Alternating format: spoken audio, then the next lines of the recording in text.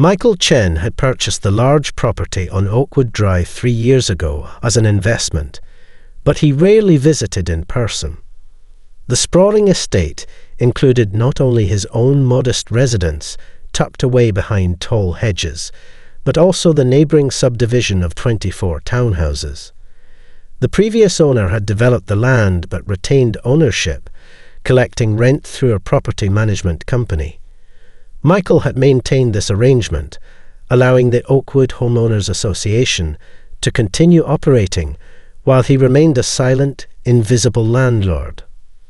On this particular Monday morning, Michael returned from a 6-month overseas work assignment to find 5 massive shipping containers blocking his private driveway. His car couldn't get within 100 feet of his home. Confused and irritated after his long flight, he called the property management company, who seemed equally baffled by the situation. They suggested he speak directly with the HOA board, as they had recently been implementing various community improvements without consulting the management company. Michael stood in the sweltering summer heat, his suitcase at his feet, staring in disbelief at the row of bright blue containers that formed an impenetrable wall across his property line. Each container was at least 40 feet long, positioned with military precision to completely obstruct any vehicle access to his home. A small paper notice had been taped to the nearest container. Community Improvement Project Number 47B, no trespassing. By order of Oakwood HOA. After 18 hours of international travel, this was the last thing he needed. Michael had been looking forward to the peace and quiet of his secluded cottage, the one place where he could truly decompress after the high-pressure engineering contracts that kept him travelling most of the year. Now he couldn't even reach his front door without climbing over or squeezing between these monstrosities. He snapped several photos with his phone, then trudged around the perimeter of his property, looking for any gap in the barricade. There was none. Whoever had positioned these containers had done so with deliberate thoroughness. With a sigh, Michael squeezed himself and his luggage through a narrow gap between 2 containers, scratching his expensive leather suitcase in the process. The path to his cottage, normally a pleasant stroll beneath oak trees, was now partially blocked by construction materials. Piles of landscaping stone, pallets of brick, and several barrels of what appeared to be paint or sealant. Someone had been using his private pathway as a storage area. When he finally reached his cottage, he found a stack of violation notices tucked into his door. According to the Oakwood HOA, his property was in violation of 7 different community standards, including excessive vegetation, his carefully cultivated native garden, non-conforming exterior aesthetics, the cottage's historic blue paint, and unauthorized pathway materials, the natural stone walkway that had been there for decades. Michael tossed the notices onto his kitchen counter and collapsed into a chair. He dealt with difficult clients and impossible deadlines in his career, but nothing had prepared him for the territorial aggression of a power-hungry homeowners association. Tomorrow, he would deal with this. Tonight, he just needed sleep. The following day, Michael walked to the HOA office, located in the subdivision's community centre. There, he met Deborah Winters, the self-important HOA president, who had ruled the neighbourhood with an iron fist for the past 7 years. When Michael politely inquired about the shipping containers, she barely looked up from her papers. "Those containers are for our new landscaping materials and maintenance equipment," she informed him dismissively. "They'll be there for at least 6 months during our renovation phase. I'm afraid private driveway access isn't our priority when community improvements are at stake." When Michael explained that he couldn't access his home, Deborah sighed dramatically and slid a complaint form across the desk. "Fill this out, and we'll address it at next month's board meeting. Or you could always park in visitor parking and walk to your cottage. The disdain in her voice was unmistakable. Clearly, Deborah and the board viewed Michael's modest home as an eyesore compared to their pristine townhouses. "I don't think you understand," Michael said calmly. "I need those containers moved immediately." "And who exactly do you think you are?" Deborah snapped, finally meeting his gaze. Michael smiled. "I'm Michael Chen. I own the property." "You own a cottage on the property," she corrected. "The HOA manages the community spaces." "No," Michael clarified. "I own all of it. The entire property, including the land your townhouses sit on. I'm your landlord." Deborah's perfectly manicured nails tapped irritably against her mahogany desk. The office around them reflected her personal taste rather than any functional necessity. Ornate furniture, oil paintings of pastoral scenes, and a ridiculous crystal chandelier that seemed wholly out of place in a community centre. "Mr. Chen," she said, her voice dripping with condescension, "I've been running this association for 7 years. I know every property line, every easement, and every ownership record in Oakwood. Your little dwelling is a non-conforming structure that we've generously allowed to remain on community land." Michael remained standing, refusing her grudging gesture toward an uncomfortable visitor's chair. "Perhaps you should check those records again," he suggested mildly. "The entire parcel, all 42 acres including your townhouses, was purchased by me from the developer, Alexander Robertson, 3 years ago. Your HOA has been paying management fees to my company ever since." Deborah's expression flickered between doubt and annoyance. "That's impossible. We have autonomous management rights. We pay fees to Pinnacle Management for services rendered, not rent." Michael reached into his messenger bag and pulled out his phone. "I have all the documentation here. The property deed, the management agreement, the rental structure. Would you like to see it now, or would you prefer to consult your attorney first?" A muscle twitched near Deborah's eye as she straightened papers that were already perfectly aligned. The chandelier light caught the enormous diamond on her ring finger, sending prisms across the pretentious mission statement framed on the wall behind her: "Oakwood Estates, where excellence is not optional." "This is highly irregular," she muttered. "The board was never informed of any ownership transfer." "The previous arrangement continued unchanged," Michael explained.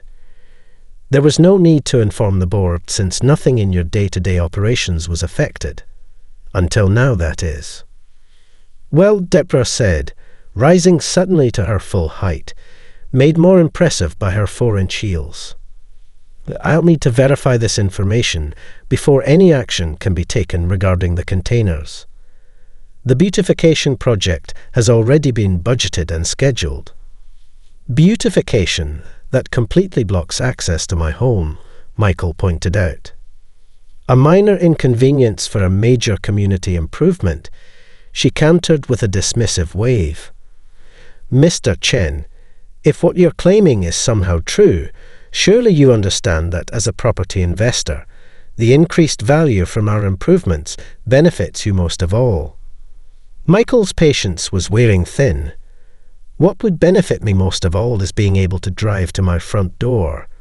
Those containers need to be moved by tomorrow." Deborah's face paled as she fumbled for the property records. The HOA had been operating under the assumption that they owned the common areas and only answered to the property management company as a service provider. The truth, that they were essentially tenants on Michael's land, had never been disclosed to the board members. Word spread quickly through the community. Emergency board meetings were called. Residents who had suffered under Deborah's rigid rule for years watched with a mixture of anxiety and schadenfreude as the power dynamics suddenly shifted. Michael, for his part, remained calm and reasonable. He attended the emergency meeting, bringing documentation proving his ownership. He explained that he had been content to remain a silent owner as long as things ran smoothly, but the shipping container incident had forced his hand. "I don't want to micromanage the community," he told the stunned board members. "But I do expect common courtesy and communication when decisions affect access to my home." By Wednesday evening, the Oakwood Community Centre was packed to capacity. Homeowners who had never attended a single HOA meeting suddenly found themselves intensely interested in community affairs. The rumour mill had been working overtime. Some residents believed Michael was going to triple their HOA fees. Others thought he planned to tear down the entire subdivision and build condominiums. Deborah sat at the centre of the board table, her usual imperious demeanour slightly cracked. Flanking her were the other board members. Herbert Wilson, a retired accountant who handled the association's finances, Patricia Lambert, who led the Architectural Review Committee with dictatorial zeal, James Kwan, whose primary qualification seemed to be agreeing with everything Deborah said, and Thomas Gold, the newest member, looking distinctly uncomfortable. "As you all know," Deborah began, her voice slightly higher than usual, "we've called this emergency meeting to address certain revelations regarding property ownership at Oakwood Estates." From his seat in the front row, Michael observed the tension in her shoulders and the forced smile that didn't reach her eyes. He'd spent his career negotiating with difficult clients and recognized the signs of someone realizing they'd overplayed their hand. "Mr. Chen claims to have purchased the entire Oakwood property 3 years ago," Deborah continued, emphasizing claims in a way that suggested skepticism. "Our attorney is verifying these documents, but in the meantime, we thought it prudent to introduce Mr. Chen to the community." The residents' eyes turned to Michael with expressions ranging from curiosity to hostility. He stood and turned to face them, his calm demeanour a stark contrast to the charged atmosphere. "Thank you for coming," he began. "I understand this is surprising news. When I purchased this property from Alexander Robertson, I chose to maintain the existing management structure.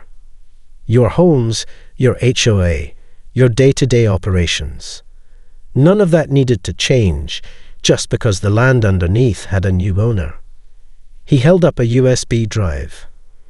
"I've brought digital copies of all relevant documentation, the purchase agreement, property deed, and management contract with Pinnacle.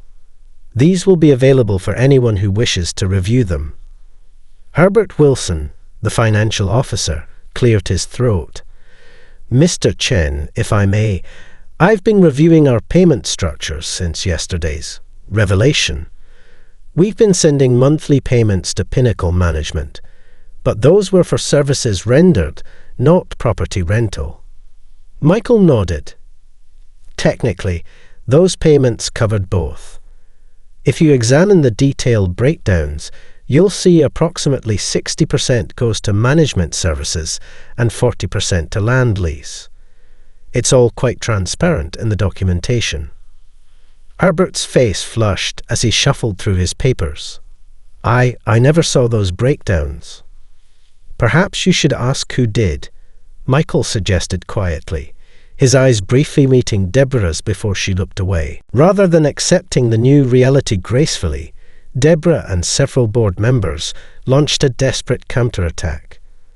They hired a lawyer to challenge Michael's ownership claims, arguing that they had effective ownership through years of autonomous management. They also began a whisper campaign against Michael, suggesting he was attempting a hostile takeover of their community. Anonymous notes appeared on residents' doors, warning of increased fees and draconian rules if Michael took control. Meanwhile, the shipping containers remained exactly where they were, a physical manifestation of the ongoing power struggle.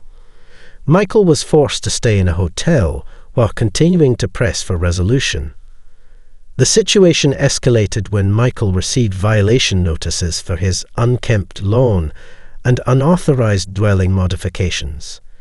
Ironic given that he couldn't even access his property to maintain it.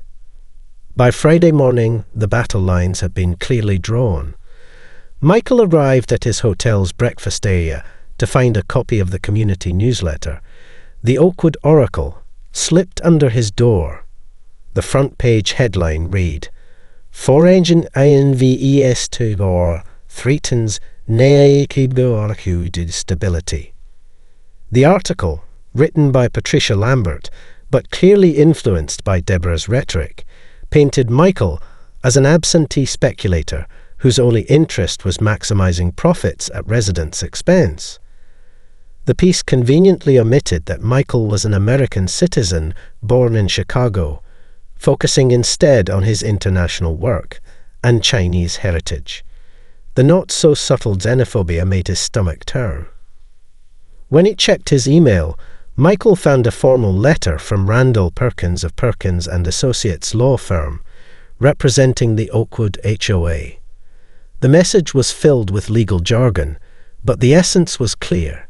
The HOA was challenging his ownership based on adverse possession principles and implied contractual autonomy. Michael forwarded the letter to his own attorney with a brief note. "They're getting desperate." After breakfast, he drove to his property, where he found 2 security guards stationed near the shipping containers. They wore no official uniforms, just polo shirts with Oakwood Security hastily embroidered on them. "Sorry, sir," the taller guard said when Michael approached. "This area is restricted during the renovation project." "This is my private driveway," Michael pointed out. "We have orders from the HOA president not to let anyone near the containers," the guard replied, looking uncomfortable but standing firm. Michael nodded, took a few photos with his phone, and walked away. Escalating a confrontation with hired security wouldn't help matters. Besides, he had a meeting with his lawyer scheduled for later that day. As he left, he noticed small clusters of residents watching from their windows and porches.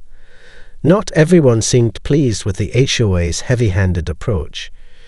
One elderly man even gave Michael a small nod of acknowledgement before disappearing inside his townhouse. Back at the hotel, Michael received a call from Pinnacle Management.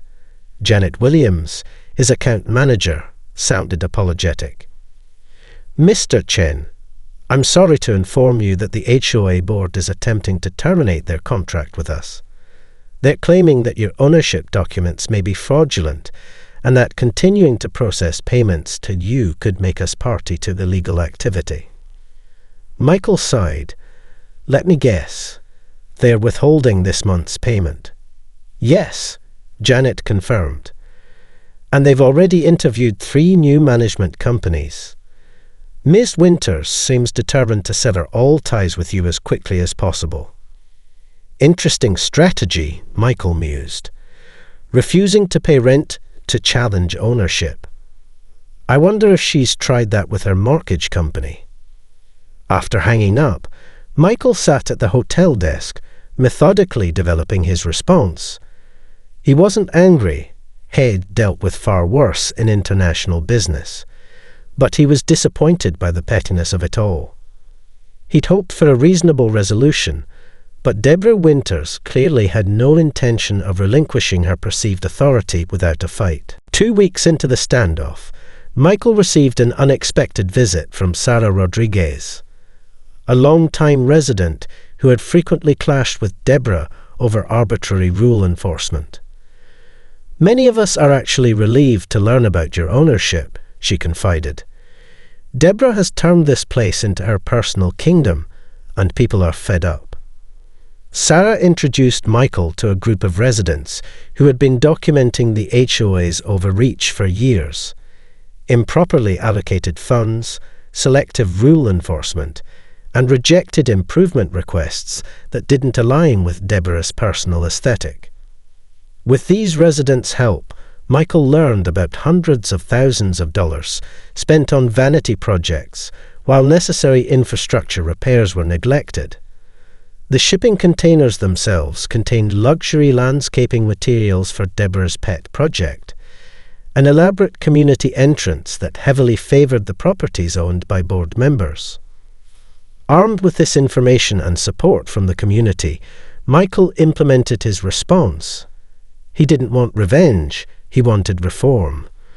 The meeting took place in the corner of a local coffee shop, away from the watchful eyes of Deborah's self-appointed Neighborhood Watch volunteers. Michael arrived early, securing a large table in the back room. Sarah was the first to join him, bringing along a tablet filled with meticulously organized documentation. "I used to be on the board myself," she explained, her voice quiet but intense. "3 years ago, I resigned when I realized what was happening with the finances." Soon, the table was surrounded by 7 residents, each with their own stories. There was Eleanor Thompson, a retired accountant who had been questioning budget discrepancies for years, Marcus Jenkins, whose request to install solar panels had been repeatedly denied despite clear environmental benefits, the Patel family, who had been fined for ethnic decorations during Diwali, and Robert Coleman, whose accessibility ramp proposal had been rejected as aesthetically inconsistent. "This is Frank," Sarah said, introducing an older gentleman Michael recognized as the man who had nodded to him days earlier. "He's worked maintenance here for 20 years, since before the townhouses were even built." Frank slid a worn leather notebook across the table. "I've kept records of every repair request that's been approved or denied," he said, "and where the money actually goes." Michael flipped through pages of handwritten notes, maintenance codes, and dates. "This is comprehensive. The containers blocking your driveway," Frank continued. "Those aren't just for any landscaping project. They're for Deborah's grand entrance vision, a $50,000 vanity project that was never properly approved by a full membership. 3 of those containers hold imported Italian marble for the entrance columns." Eleanor, the accountant, pulled out her laptop. "I've been tracking the financial discrepancies. The board has been moving money from the reserve fund to a special projects account that only Deborah and Herbert can access. Last year alone, over $87,000 disappeared into projects that benefited primarily board members' properties." "What about the voting?" Michael asked. "Don't these decisions require membership approval?" Sarah and Marcus exchanged looks. "They've been scheduling critical votes during holiday periods when many residents are away," Marcus explained. "And the proxy system is basically rigged. If you don't submit a form, your vote automatically goes to the board president." Michael absorbed this information, his engineering mind already organizing it into actionable categories. "I appreciate you all coming forward," he said finally. "But why now? Why not report these issues before?" "We tried," Eleanor said, her voice tinged with past frustration. "The county property office told us it was a civil matter. The police said it was a neighborhood dispute. The previous management company was completely in Deborah's pocket." "But now," Sarah added, her eyes bright with cautious hope, "you have the authority to actually do something about it." Michael called for a property-wide meeting, inviting all residents. With Sarah's help, they secured the community centre despite Deborah's attempts to block them. Nearly every household was represented as Michael presented a clear, fair plan forward. He would establish a new property management structure that still allowed for resident input, but with transparent oversight. Reasonable accommodation requests would be prioritized over aesthetic concerns. Most importantly, all residents would be treated with equal consideration, regardless of their home's size or location. And yes, he concluded his presentation, The shipping containers will be moved by tomorrow morning. The meeting ended with a nearly unanimous vote to support Michael's vision, with only Deborah and her closest allies opposed. By the following week, a new resident advisory committee was formed. The containers were relocated to an appropriate storage area, and repair work began on long-neglected infrastructure issues. Deborah and 2 other board members ultimately sold their townhouses and moved away, unable to adapt to the new power structure.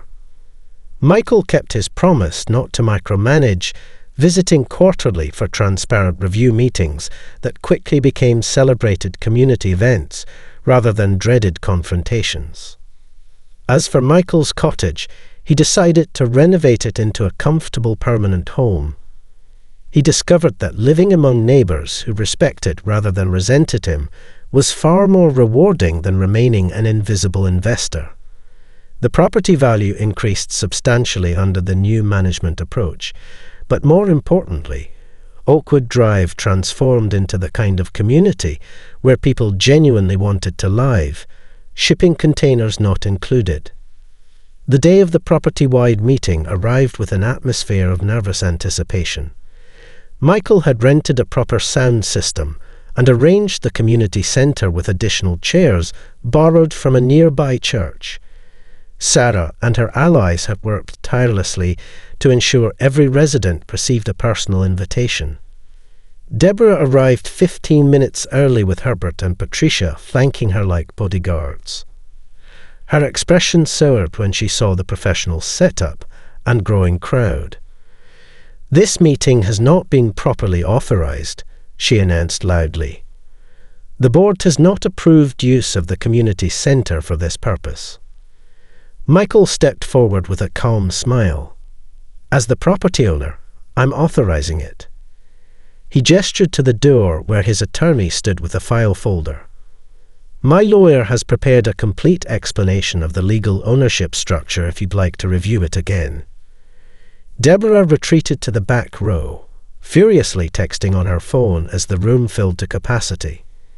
Even residents who rarely participated in community affairs had turned out, curious about the man who had challenged the seemingly untouchable HOA president. At exactly 7:00 p.m., Michael took the podium. He was dressed simply in a button-down shirt and slacks, a deliberate contrast to Deborah's formal business attire.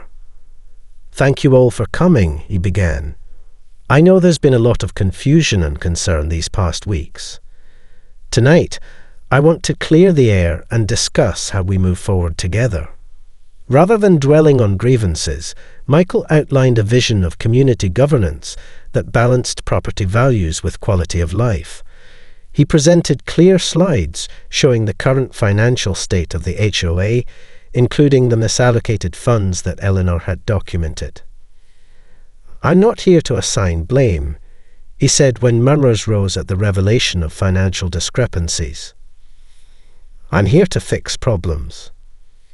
His proposed solution was elegant in its simplicity. A new management structure with elected resident advisors working alongside professional property managers, regular financial audits available to all homeowners, and a transparent project approval process. As for immediate concerns, Michael continued, "I've contracted a moving company to relocate the shipping containers by 8:00 a.m. tomorrow. The marble and other materials will be properly stored in the maintenance area, not blocking anyone's access."